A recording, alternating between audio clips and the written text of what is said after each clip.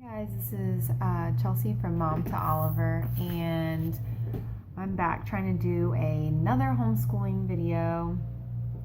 This one is going to be more about like our schedule and kind of how we plan our week out and what days we do what.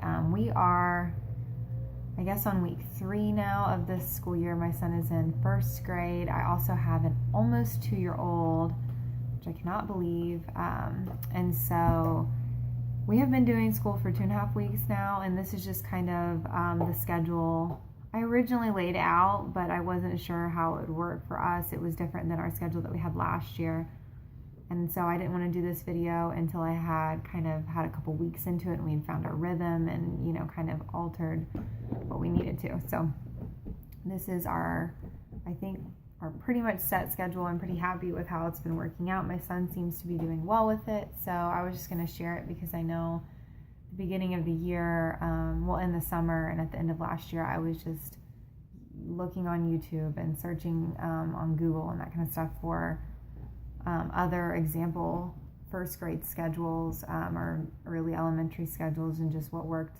for everybody, because the jump from kindergarten to 1st grade, there's a lot more subjects. And I just wasn't sure how, you know, people fit them all in and what it looked like and how much time they spent on each subject. And it was a little overwhelming. So I'm here to say it's not bad. It's actually going really well. And the schedule I use, I just have it written on a piece of printer paper. And I have it posted above my desk. Normally I have it down now so I can show it to you guys. But it's not fancy. You could type it up, and I've seen people do that and put them on this nice, you know, paper and all that. But anyway, I just hand wrote it out, and this is what works for us. I also have kind of sort of a schedule. I'll show you what it looks like. I have on our whiteboard in the middle of mine and my son's desk is just every subject that we need to get through. And I have like a magnetic pom-pom ball, and I just move it down when he's completed each subject. So it's kind of like a visual for him to see kind of where he's at in the day, how many subjects he has left. We split our school day up. This is like worked well for us last year, and it's working even better for us this year with the extra subjects. We do morning school and afternoon school, and we take a pretty big break in between. That encompasses lunch and playtime, like at least 2 hours. So the schedule I'm going to show you on my paper, it just has the subjects that we do each day. It doesn't have the amount of time we spend on each subject because that varies day to day. I would say our morning school consists of math, reading, and writing, kind of the core subjects. It's not all of our language arts curriculum. It is just writing that we do in the morning. We also do calendar time. So we do a calendar time, then we do math, then we do reading, then we do writing. Then we take our big break. My son normally gets through school. We start around 8, and he normally finishes by 9. You know, if we start at 8:30, then he finishes at 9:30, you know, whatever. It takes normally about an hour. Sometimes it's less, and if he's really super cooperative. He's not a huge writing fan, so sometimes that takes longer. If we're learning a new concept in math, that can take, you know, a little bit longer. Same thing if we're learning something new in reading, that, you know, those things. Or if we're going through a story out of one of his readers, it's kind of long. Well, then reading might take longer that day. So anyway, it usually never takes more than an hour to do those. Usually it's less than that, but somewhere in the 45 minutes to hour range to do his calendar, math, reading, and writing. And then, and we do those every single day. And then we take our break and we either go do something fun, just get outside. We try to get outside. It's really hot here right now. It's the middle of August, and I live in North Carolina. And it's like this week it's 90s all week and just ridiculous humidity. So if it's nice out, we get out. If we get done with school by like 9 or 9:30, we always get outside and do something before it's like, you know, horribly sweltering outside. But you know, we can't stay out too long just because it's just so hot. Sometimes we go to the pool. We do have a community pool, and we'll do stuff like that. And then we come home, eat lunch. And then I put my almost 2-year-old, my little toddler, down for his nap around 1, and then we do afternoon school, and that normally takes maybe half hour, 45 minutes, just depending again on what all we're doing, how cooperative he is. It never takes more usually than 45 minutes.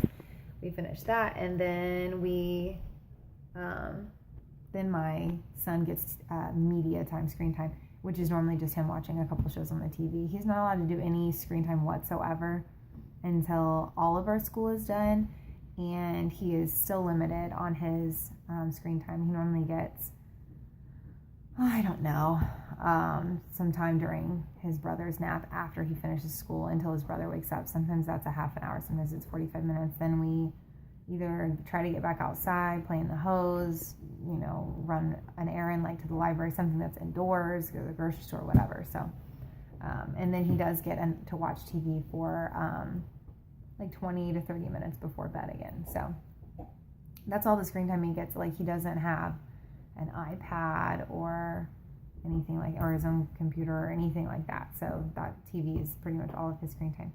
We do have like a family tablet, and he's allowed to use it. It's got like some educational apps, and he's allowed to use that limited if he's done well at school. And again, it's educational apps, so it is what it is. But anyway, this totally went off on a tangent. Didn't mean to do that. So our schedule, after we come back from our break, we do spelling, and then we do either history or science. It alternates days.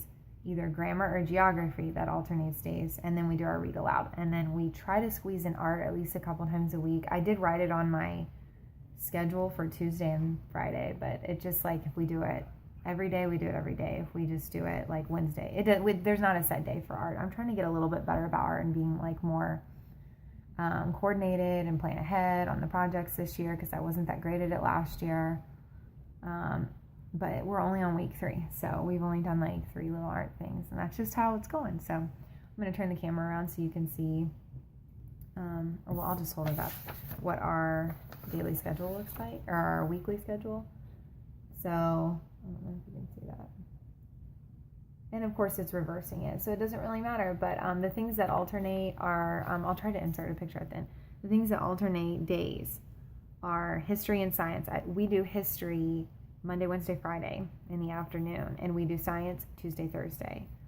And then we do grammar Monday, Wednesday, Friday after history. And then we do geography on Tuesday, Thursday after science. So we do grammar 3 times a week, which is, we're doing first language lessons, and I highly recommend that. I really like it so far. And we do geography twice a week. Then we do a read aloud. That's every day, 5 days a week. And spelling is also every day, 5 days a week. So that's kind of our daily schedule. I'll show you really quick what our whiteboard thing looks like in between my son and I's desk. And we just, as we complete a subject, we move this down. He's actually done for today, so anyway. And we get to move that down. And then, at the end of the day, at the next day, we put it back up at the top, and he starts over. So I just wanted to do that quick little thing because, like I said, when I was looking for example schedules and stuff out there, I couldn't really find anything. I mean, I found a couple things, but it just either seemed like these people were doing school till super late in the day, and I'm like, well, how does that work? I don't plan on doing school that long, and how much time makes sense for a first grader and, is manageable, and how are we going to squeeze all these subjects in and it not be overwhelming to him and all of that. And so far it's working really well. Total, the whole day, we maybe do 2 hours or less of school a day. It probably is about 2 hours. We don't normally do more than that. But we also, we go to museums, we go to the parks, you get outside and play. And that's learning, when you're 6 and 7 and whatever, that's their learning. So we get out and, get busy. And it's worked out really well. I feel like he's less stressed out this year. Because we have been a little more structured with our routine as what to expect every day, and he's older, so he just is doing, I think he's more able to sit and stuff for longer periods of time and all that. So it's going well. I hope this was helpful to somebody. And if you guys have any requests that you'd like me to do anything, again, I have a first grader and a toddler and all that, and so if you guys have any questions, just let me know.